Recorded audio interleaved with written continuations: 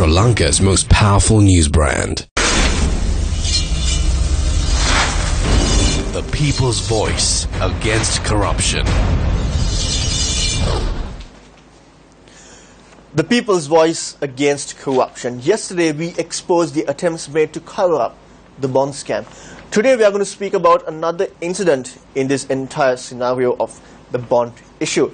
That is the breakfast meeting that took place before the auction took place. That's on the 26th of February 2015. For us, if you take a look at the screen behind us, the attendees of this meeting: former Central Bank Governor Arjuna Mahendran, and then Kabir Hashim, at the time Minister of Highways, and also the General Secretary of the United National Party. Indeed. Then we come to this individual, Malik Samaravikrama, long-time confidant of Ranil Wickremesinghe, chairman of the United National Party, and at the time without any ministerial portfolio. The question now is, what was Malik Samaravikrama doing at that meeting dated the 26th of February 2015? He was not a minister, and he says that he was there in the capacity of the advisor to the Prime Minister. But why? It begs the question, Zulfiq, as to why the Prime Minister would need an advisor when he had a fully fledged professional central banking team under him, because he was the minister of the subject, for the first time ever in the history of Sri Lanka, where the subject of the central bank was taken away from the Minister of Finance. In the past, they've had, of course, people, the Prime Minister and the President having it, but they had the entire portfolio. The Minister of Finance, Ravi Kaunanayaka, was reduced to almost nothing. The central bank, the regulatory authority of all banks, was under the Prime Minister, under his Ministry of Economic Development and National Planning. Then for us, the others who attended the meeting were officers from the Central Bank of Sri Lanka and the Road Development Authority. Okay, now this meeting took place. We have these three ministers, and we have the RTA and the Central Bank officials at this meeting. Now, the two ministers, Malik Samaravikrama and Kabir Hashim, say they discussed to raise, or the requirement of 15 billion rupees. However, during the course of the examination of evidence at the Presidential Commission, Arjuna Mahendran's attorney produces a letter bearing the signature of Ravi Kaunanayaka saying that the discussion centered around the requirement of 75 billion. For us, 15, 75? 18, because originally they also said at this breakfast meeting that the requirement was actually 18 billion. But they had 3 billion, and so all they wanted was 15 billion from the Treasury. Now then, Zulfiq, I think it's high time that we explained how it's ordinarily done.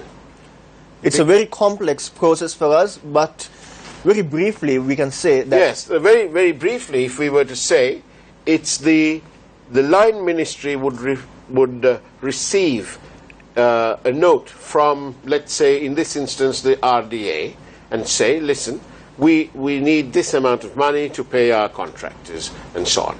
And that letter, the line minister, the Minister of Highways, would then send it to his colleague at Finance, the Minister of Finance, who would then pass it on to the Secretary to the Treasury.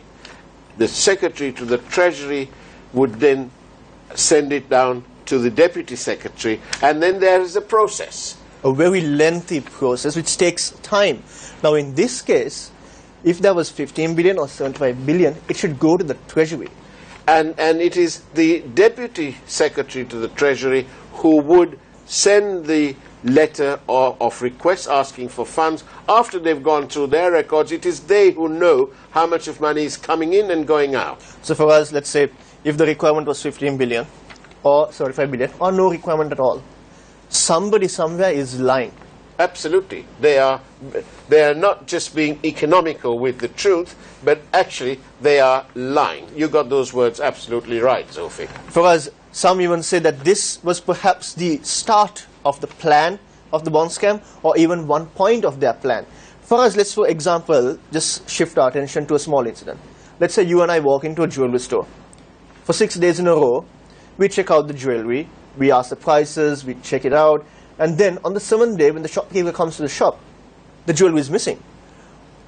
The police who conduct investigation will first and foremost check into who can be suspected of this crime, and then obviously it's the two people who came and checked out the jewelry for 6 whole days. So it is now established that the bond scam was a pre-planned and predetermined incident. It was absolutely premeditated. It was well orchestrated, and I don't think anyone, any liberal-minded person, will think otherwise. For us, it is now clear that the bond issue took place because due process was not being followed at all. And speaking of due process not being followed, one incident comes into my mind with regard to the previous regime, and that is surrounding this vessel named Mahanuwara. The incident is about Avant-Garde Maritime Security Services. Now, allegations were made that Avant-Garde was not established according to proper procedure, that Avant-Garde's activities took away the revenue of this country, and even the Navy was brought into disrepute because of their activities. Now, these allegations are not being made by us. These allegations are being made by the very people who are in government right now, who pointed the finger at the previous regime, saying that they are corrupt. These are their corrupt activities. Now, for us, there's a very important question that comes into my mind. The people involved in this incident have also gone and filed for compensation as well. And when we speak to the people outside, they ask, is the government at a failure to expose the Avant-Garde incident, or don't they want to expose it? Well, it appears that there is a lack of commitment, a lack of will to resolve this Avant-Garde issue.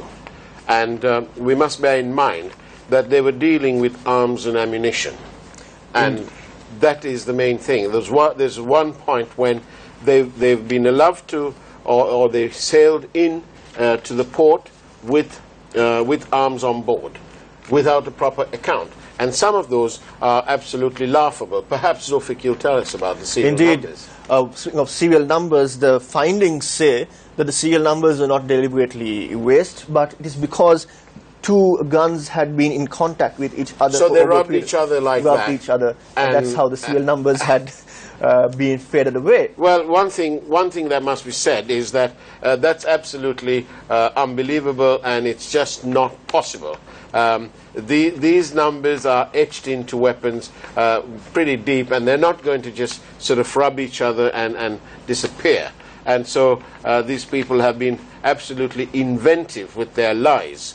And it's nothing other than the lies. It's a little bit like going back to the bond issue when Arjuna Mahendran kept claiming that he'd done no wrong and that it was all above board. The Presidential Commission's report is absolutely highly critical about Arjuna Mahendran on that issue. The people in this country voted for change, and it is change they want. However, the corrupt activities of certain individuals in top positions have forced the people to kneel on the ground once again. We challenge those corrupt people. Try to prove us wrong. We are not trying to intimidate you or intimidate anyone. We are challenging you to prove us wrong, to say that what we are exposing is wrong. Because remember, we at News First will stand by justice, will stand by the truth, and will always stand by the people of this country. The people's voice against corruption.